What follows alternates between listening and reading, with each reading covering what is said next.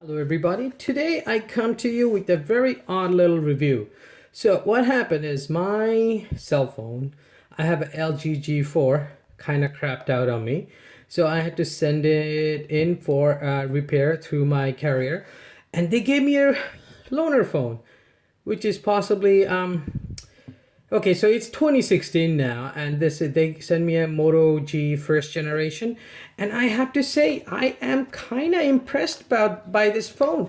Right now you can pick up a used Moto G for first generation for probably like, I don't know, 60 bucks or something, 60 euros on possibly on eBay or somewhere like that.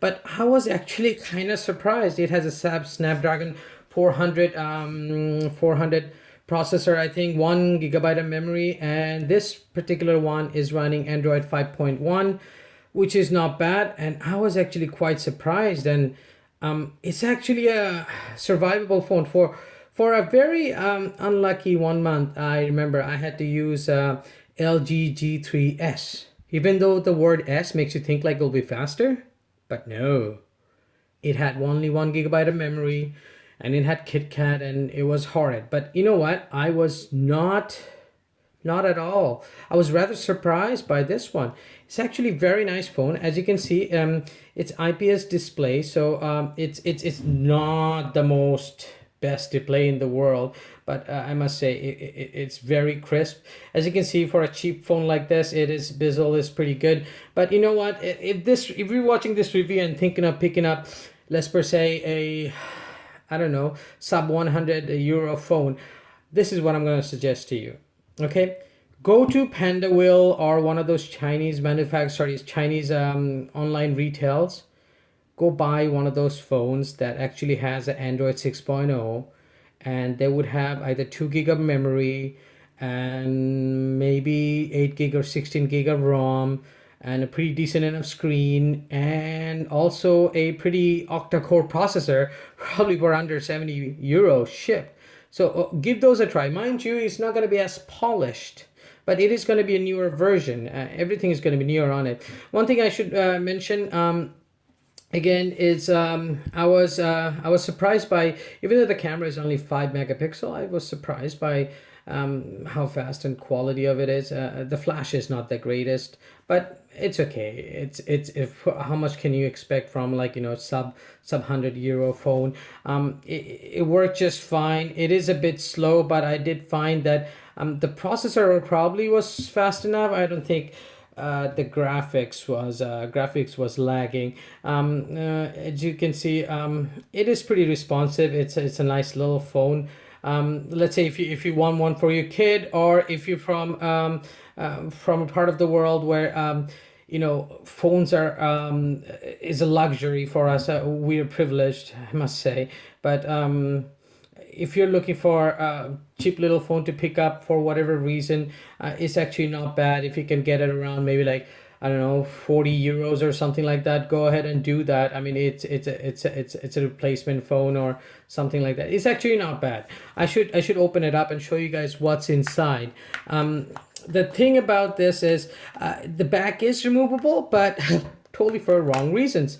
So as you can see, back is removable, but only so that you can actually put in the damn micro SIM in there. There's no option. I suppose they saved a bit of money on that. There's no option for putting any extra, what do you call, extra memory. Even the battery is not removable, which is odd to me. The battery is somewhere around 2000 milliampere hour. I did get quite a bit of a battery life out of it, though. I'm a moderate to heavy user, so I did see that it lasted me all throughout the day without any problem. It is actually pretty nice. Mind you, you're not going to get all the snazzy little things that you get from the Moto X, but or the newly announced Moto Z. But this is a sub-market phone. Oh, I should mention, it does not have 4G or LTE. That's definitely a letdown. But if it's a loaner phone, or you're in Asia somewhere where the 4G networks are not that prevalent, I think you're gonna be just fine. I will show you guys quickly that it does in fact have if I can find the setting. It does in fact have Android 5.1, so it's not the safest. As you can see, lollipop, it does have the lollipop on it. So I don't think it's actually able to upgrade past that, so we'll keep it at that. But like I said, it's actually a pretty awesome little phone. I mean, mind you, I have reset this, but I had Audible running on it, so I was had the Bluetooth connection, and I was listening to that. The Bluetooth, actually, I was pretty surprised by it.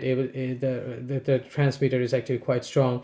It did pretty well. I listened to my book all day, around probably 4 hours of book listening. So you can say 4 hours of music playback, and probably had maybe 2.5 hours of on-screen time. And I probably left home at around 7 o'clock in the morning, and I got back and I still continued to use it. I did had to plug it in at around 10:30, but I think you guys would be fine with that. Remember, I did have around 4 hours of audio listening. I didn't mind the phone. Again, it's actually a pretty decent thing. So if you are considering it, and you have, let's say, around 60 euro you want to spend, or maybe a phone for your kid, or a second phone or something like that, or a work phone, it does seem pretty sturdy, I must say. You should be able to pick it up. It doesn't have any NFC on it, but that's just fine. I don't think NFC is something people use a lot. At least I don't. I have used it in the past. It is a convenient thing, but not at a regular basis. I don't use it. Okay, the flash was a little yellow, but I think it just to make it look a little bit more realistic, I suppose, in a way. But like I said, Moto G, I am actually quite impressed by this. So if you want, you can buy it or take a look. Or if you're like me, have broken your phone and you're getting a replacement phone, you probably will end up getting this in, and possibly in Europe. I'm in Germany, so that's where I have got this as my loaner phone. So there you go. But again, if you are in that price range, go check out some Chinese phones. Okay, they're incredibly well priced, and sometimes their prices are even lower. I mean, I'm talking about, you can pick up a flagship quality phone for possibly around 220 euro. So you should be able to pick up a pretty decent one, even maybe a year and a half, 2 year old, for almost chump change. So do that first. So yeah, that's my review of the Moto G, the first generation, just because I had a chance to use it and I thought you guys like to know. Oh, and another thing I should mention, this one does not have OK Google, what do you call, feature when it's turned up. It should be able to recognize OK Google. The Snapdragon processor that is in here particularly is not able to do that, but that's fine. It does have all your regular sensors, accelerometer and what have you and whatnot, which are pretty cheap nowadays. There's no reason they shouldn't be there. The sound quality in terms of calls and everything was surprisingly very good. When it did connect to 3G, it never dropped out or anything like that. It's actually a solidly built phone. I mean, I think if you want your workforce, let's say for your company to have a phone that just does the calling and texting and whatnot, something like this might be pretty good, because mind you, being made by Motorola, it is rather polished in a sense, rather than some of the smaller companies that the Chinese companies that I was talking about. So again, give it a try if you want to, but do check out the other phones first and then consider. Okay, have a good day, guys, and please give me a thumbs up and give me a like. It will help me out. Hopefully I'll get to do more of these reviews. Talk to you soon. Cheers.